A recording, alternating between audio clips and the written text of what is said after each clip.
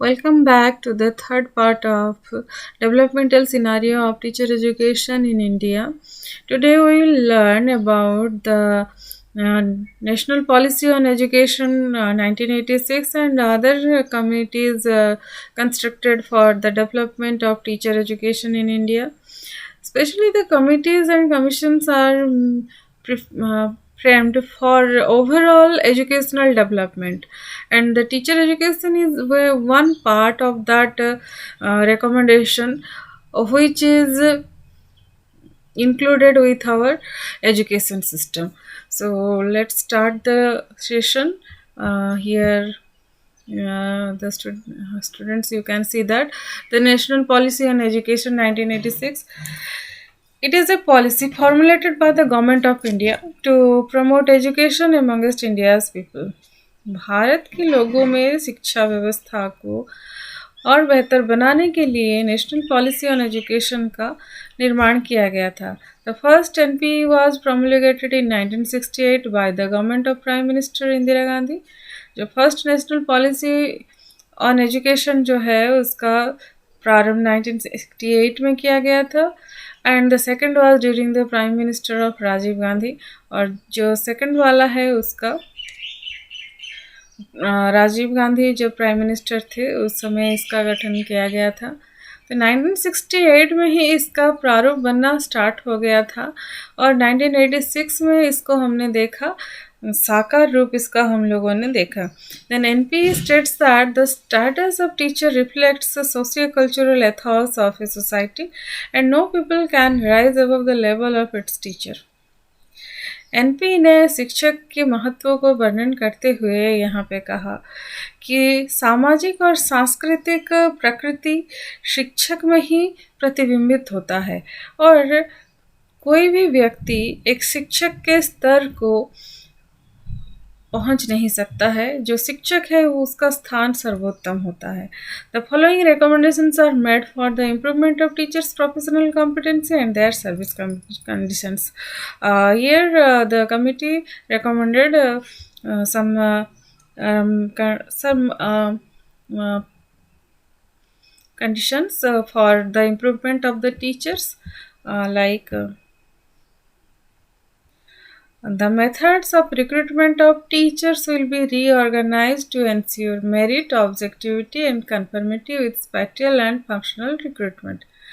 Teachers recruitment का जो method है उसको रीऑर्गेनाइज किया जाए, उसमें मेरिट को इंश्योर किया जाए, शिक्षकों को शिक्षक बनने का जो उद्देश्य है उसको यहाँ पे ध्यान में रखा जाए और स्थानिक फंक्शनल रिक्रूटमेंट यहाँ पे किया जाए. इस बात को महत्वपूर्ण रूप से यहाँ पे recommended किया गया है. The pay and service conditions of teachers have to be improved to commensurate with their social and professional responsibilities. यहाँ पे पे और सर्विस कंडीशन, जो सैलरी मिलता है और उनकी जो व्यवसायिक स्थिति है शिक्षक की, उसको इम्प्रूव करने की बात कही गई और उनका सोशल और प्रोफेशनल रेस्पॉन्सिबिलिटीज़ को और ज़्यादा बेहतर बनाने की बात कही गई थी. Teachers Association must play a significant role in upholding the professional integrity.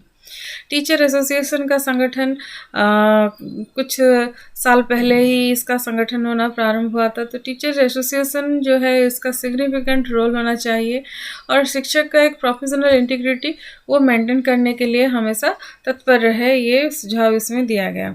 Since teacher education is a continuous process, its pre service and in service components are inseparable.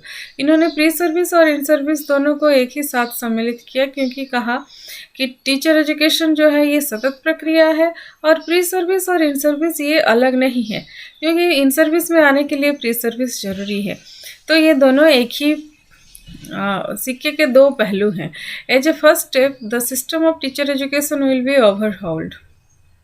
प्रारंभ में ये देखा गया कि जो टीचर एजुकेशन का जो व्यवस्था था उसको पूर्ण रूप से निर्माण किया गया और फिर देखा गया कि उसमें कुछ परिवर्तन किया गया था और उसमें आहिस्ता आहिस्ता जो सुधार होना था वो हमारे सम्मुख आया. जैसे कि पिछले जो सेशन में मैंने कहा था, प्रैक्टिस टीचिंग को लेके, प्रैक्टिसिंग स्कूल को लेके, ये सभी चीज़ों को लेके, मेथड्स ऑफ टीचिंग को लेके, टीचर ट्रेनिंग प्रोग्राम का ड्यूरेशन को लेके, ये सभी चीज़ों को लेके कुछ कुछ परिवर्तन यहाँ पे किया गया है। तो यहाँ ये बातों को महत्व दिया गया है। Continuing education is the new programme, यहाँ पे कंटिन्यूइंग एजुकेशन की बात कही गई। और new programme emphasizes to continuing education and the need for teachers to meet the thrust envisaged in the policy। शिक्षक का सतत एजुकेशन यहाँ पे प्राप्त करने की बात कही गई है, ताकि शिक्षक को हमेशा कुछ ना कुछ ज्ञान मिलता रहे। Establishment of district institutes of education and training, जो हम जिसको डाइट्स कहते हैं, उसका एस्टेब्लिशमेंट के लिए यहाँ पे रिकमेंडेशंस दिया गया। It will be established with the capacity to organise pre service and in service courses for elementary school teachers. DIET का काम यहाँ पे ये था कि प्री सर्विस और in service teacher training programmes यहाँ पे प्रोवाइड करें for elementary stage elementary school teachers and persons working in non formal and adult education. उस समय देखा गया था कि कुछ नॉन फॉर्मल एजुकेशनल इंस्टीट्यूशन का एस्टेब्लिशमेंट हुआ था। नॉन फॉर्मल जिसको हम कहते हैं निरौपचारिक, उस तरह का जो शिक्षा व्यवस्था था, उसके शिक्षकों को यहाँ पे ट्रेनिंग प्रदान करने की बात कही गई। Then upgrading selected teacher training colleges, जितने भी टीचर ट्रेनिंग कॉलेजेस हैं उसको और ज़्यादा अपग्रेड किया जाए, उनको और समुन्नत किया जाए। Selected teacher training colleges will be upgraded to complement the work of state council of educational research and training. कुछ सिलेक्टेड टीचर ट्रेनिंग कॉलेजेस हैं जिनको कि हम अपग्रेड कर सकते हैं। SCRT में ये भी प्रावधान यहाँ पर रखा गया, जो बेहतर अपना प्रदर्शन कर रहे हैं। National council of teacher education NCT, it will be provided the necessary resources and capability to accredit institutions of teacher education and provide guidance regarding curricula and methods। या NCT के कुछ सुझाव और उसके विचारों को यहाँ पे महत्व दिया गया। NCT जो है ये मुख्य रूप से नेसेसरी रिसोर्स होगा एक शिक्षक प्रशिक्षण संस्थान को एक्रेडिट करने के लिए, उसको गाइडेंस प्रोवाइड करने के लिए, किस तरह का पाठ्यचर्या रहेगा, किस तरह से शिक्षण विधि रहेगा, ये सभी चीज़ों को गाइड करने के लिए NCT को मुख्य रूप से काम दिया गया। या NCT जो है ये सेंटर में सभी चीज़ों का देखरेख करेगा। देन नेटवर्किंग अरेंजमेंट्स की भी बात कही गई। This will be created between institutions of teacher education and university departments of education. Networking किस में होना चाहिए? Between the teacher education institution, जो शिक्षक प्रशिक्षण संस्थान है, और यूनिवर्सिटी डिपार्टमेंट ऑफ एजुकेशन है, ये सभी में यहाँ नेटवर्किंग अरेंजमेंट होना चाहिए। दोनों में एक कॉर्डियल रिलेशनशिप होना चाहिए। उसके बाद हम लोग देखते हैं अपग्रेडिंग तो हो गया। इसके बाद आता है हमारा प्रोग्राम ऑफ एक्शन 1992, जिसको हम कहते हैं संशोधित राष्ट्रीय शिक्षा नीति, जो कि 1992 में इसको पुनः संगठित किया गया था। इसमें 86 में जो भी शिक्षा नीति बनी उसका कुछ संशोधित रूप 1992 में देखा जाता है। अब POA 1992 है क्या, उसके बारे में थोड़ा सा देखते हैं।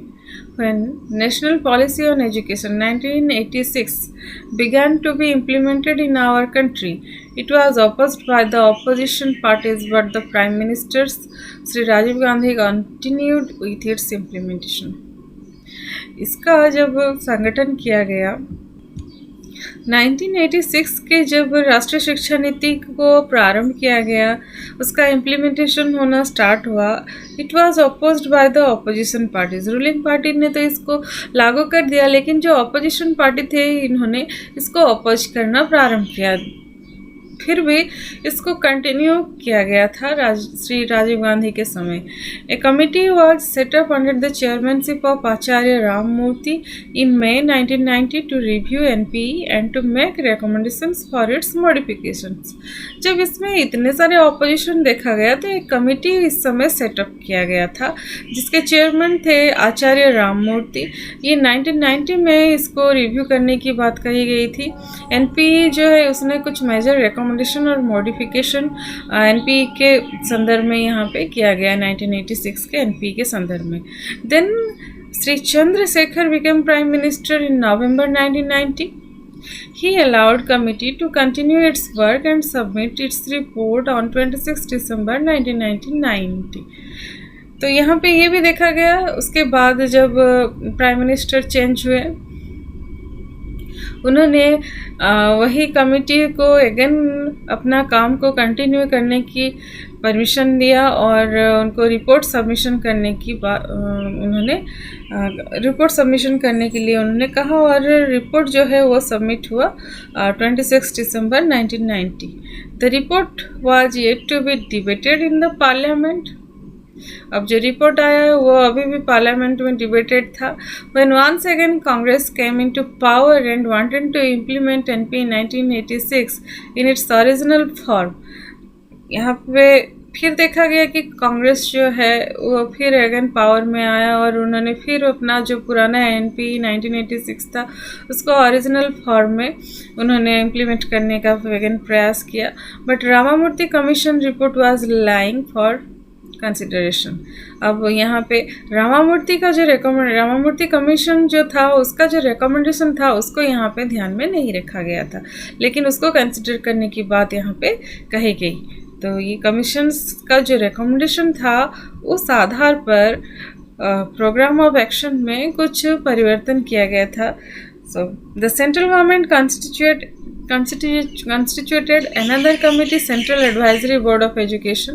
उसके बाद सेंट्रल गवर्नमेंट ने एक अदर कमिटी का स्थापना किया जो कि central advisory board of education के अंडर में हुआ. उसके चेयरपर्सन थे श्री एन जनार्दन रेड्डी. इसके बाद श्री जनार्दन रेड्डी हुई सबमिटेड इट्स रिपोर्ट इन जनवरी 1992. अब 90s का जो रिपोर्ट था उसको यहाँ पे कंसिडर नहीं करके फिर अगेन और एक कमिटी का गठन किया गया जिसको कि 1992 में जिसने अपना रिपोर्ट सबमिट किया था. Thereafter HRD minister Shri Arjun Singh presented the revised national policy on education in the parliament on May 1992. उसके बाद देखा गया उनके रिपोर्ट के आधार पर एचआरडी मिनिस्टर जो थे हमारे श्री अर्जुन सिंह उन्होंने revised national policy on education को पार्लियामेंट में प्रेजेंट किया इन द ईयर 1992 मई 1992 में. फिर Program of Action 1992 under NP 1986 envisioned to conduct of a common entrance examination on all India basis for admission to professional and technical programs in the country. Program of Action में ये भी देखा गया था कि recommendation किया गया था common examination system, entrance examination system की बात कही गई थी professional courses के लिए, technical courses के लिए. बहुत सारी बातें थी जिसको कि यहाँ पे एनपीई 1986 के संदर्भ में संशोधित किया गया था और जो कि 1992 में इसका जो साकार रूप हम लोगों ने देखा. तो इस कमिटीज़ के रिकमेंडेशंस तो इस तरह से हैं. तो हमने देखा कि 86 के जितने भी रिकमेंडेशन थे 92 तक उसमें बहुत सारे दो कमिटीज़ इसमें बैठे उनके सजेशंस को यहाँ पे ध्यान में रखा गया और ये पुनः गठित किया गया. इसलिए इसको कहा जाता है राष्ट्रीय संशोधित शिक्षा नीति, प्रोग्राम ऑफ एक्शन 1992. इसके मेजर रिकमेंडेशंस कुछ इस तरह से हैं जो यहाँ स्लाइड में देख सकते हैं. The committees main focus on minorities and women's upliftment in education. ये कमिटी का मुख्य उद्देश्य था माइनॉरिटी ग्रुप को समुन्नत करना, वुमेन एजुकेशन को और ज़्यादा विकसित करना. तो उस आधार पर उनके सजेशंस इस तरह से थे. So the following suggestions are made by the committees for teachers and teacher education.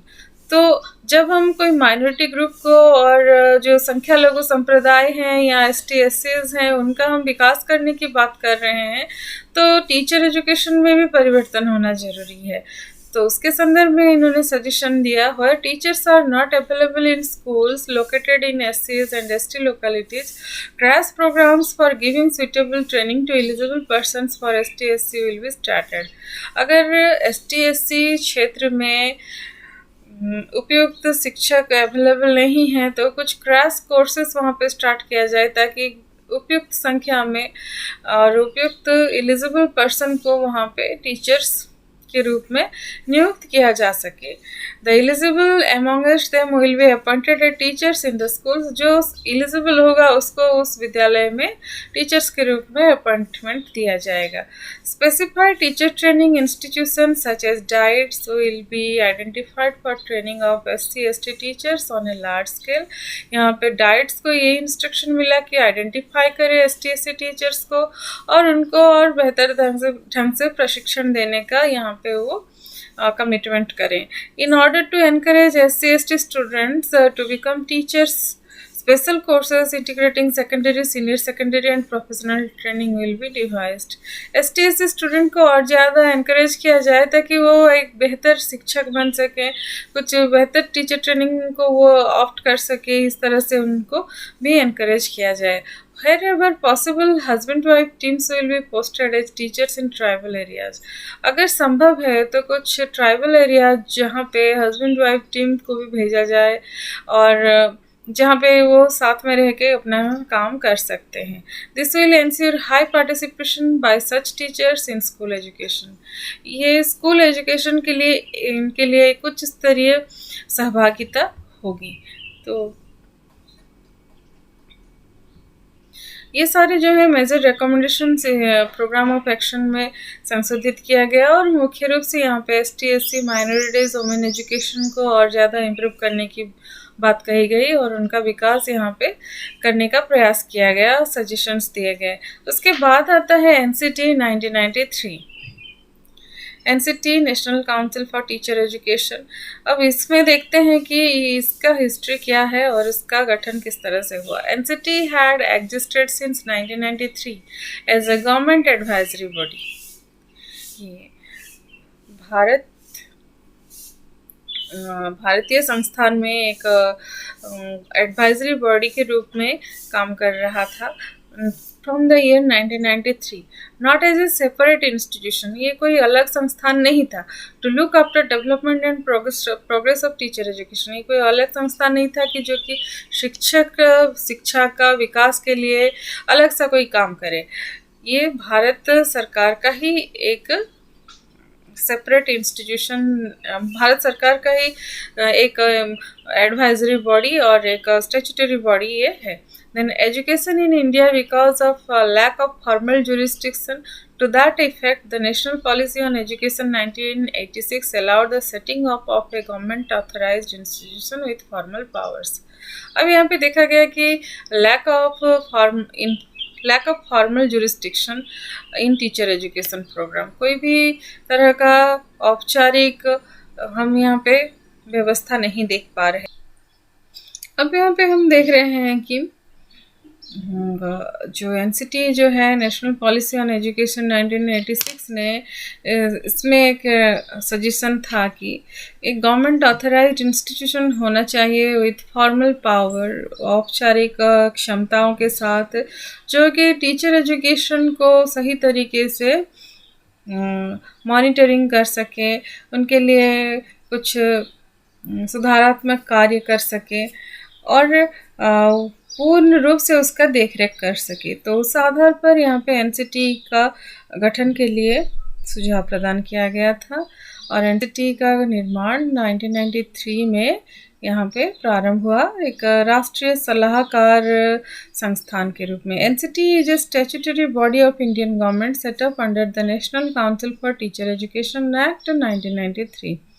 NCT एक वैधानिक संस्थान के रूप में भारत सरकार के अंडर में NCT एक्ट 1993 के आधार पर कार्य करता रहा। इन 1995 5 is to formally oversee standards, procedures and processes in the Indian education system. और भारतीय शिक्षा व्यवस्था में 1995 में ये फॉर्मली इसको हमने पाया और उसके स्टैंडर्ड्स और प्रोसीजर्स ये सभी के बारे में जानकारी प्राप्त हुआ. The National Council for Teacher Education Act 1993 is an act of the Parliament of India which gave statutory recognition to the NCT. और ये 1993 NCT एक्ट जो है उसके आधार पर ही पार्लियामेंट में इसको रिकॉग्निशन दिया गया और ये आगे अपना कार्य को करता गया.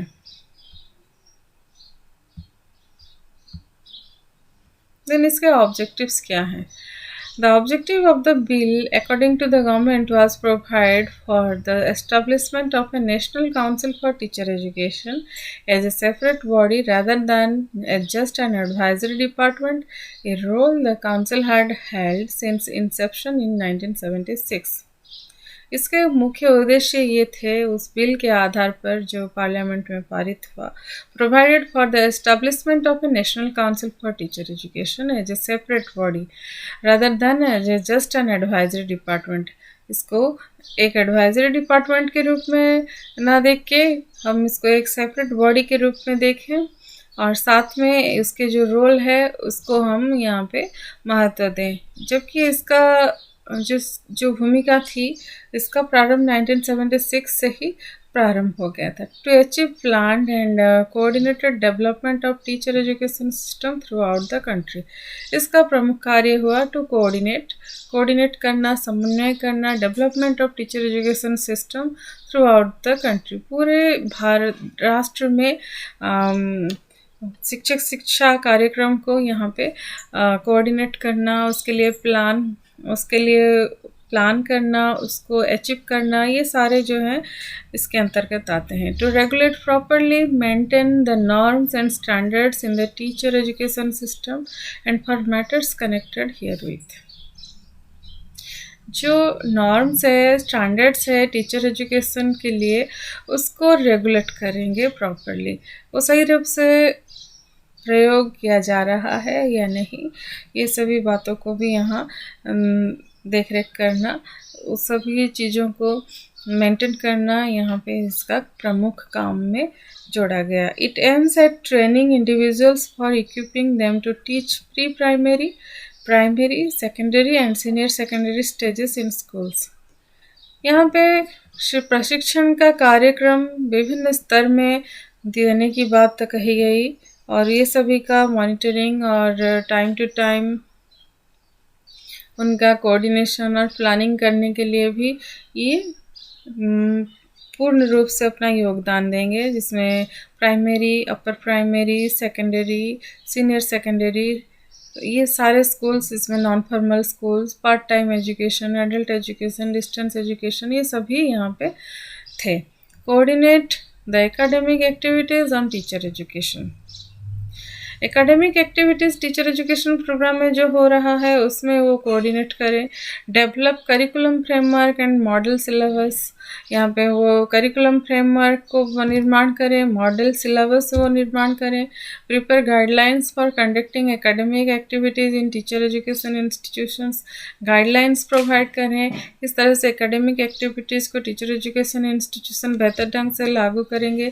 Provides resource support to teacher education programme. संसाधन सहायता भी ये प्रदान करेंगे शिक्षक प्रशिक्षण संस्थानों को. Conduct research in the field of teacher education. Teacher education के क्षेत्र में रिसर्च को भी ये परिचालित करेंगे. इस तरह से इसके ऑब्जेक्टिव्स बहुत ही ज़्यादा व्यापक रूप से हम देखते हैं टीचर एजुकेशन के संदर्भ में.